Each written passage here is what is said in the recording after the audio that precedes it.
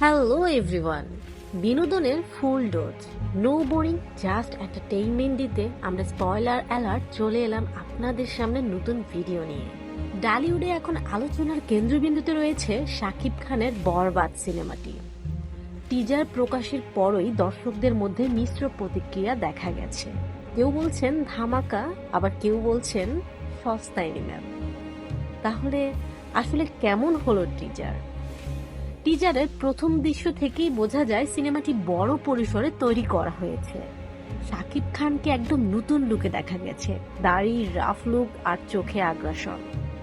টিজারের action সিকোয়েন্সগুলো বেশ stylish, যা সচরাচর বাংলা ছবিতে দেখতে পাওয়া যায় না। বিশেষ করে ব্যাকগ্রাউন্ড মিউজিক ও ক্যামেরার কাজ বেশ ভালো, যা টিজারের ইম্প্যাক্ট বাড়িয়েছে। কিছু ভায়োলেন্স সিন দেখে মনে হয়েছে সিনেমাটিকে গ্রিটি ও ইন্টেন্স দেখানোর চেষ্টা করা হয়েছে। এখন জিনিসটা কি আরোপিত নাকি গল্পের প্রয়োজনে, সেটা মুভি দেখলেই আমরা বুঝতে পারবো। টিজারের একটি বড় চমক হলো টলিউডের যিশু সেনগুপ্তের উপস্থিতি। তবে টিজারে তাকে খুব সংক্ষিপ্তভাবে দেখানো হয়েছে।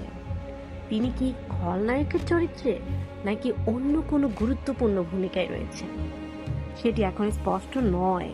তবে যদি তার চরিত্র ভালোভাবে নির্মাণ করা হয়, তাহলে এটি সিনেমার অন্যতম শক্তিশালী দিক হতে পারে। শাকিব খানের জনপ্রিয়তা ও অ্যাকশন ঘরানার সিনেমার চাহিদার কথা বিবেচনা করলে বরবাদ প্রথম কয়েকদিন ভালো ওপেনিং পাবে বলে মনে হচ্ছে। তবে সিনেমার সফলতা নির্ভর করবে গল্প ও পরিচালনার উপর।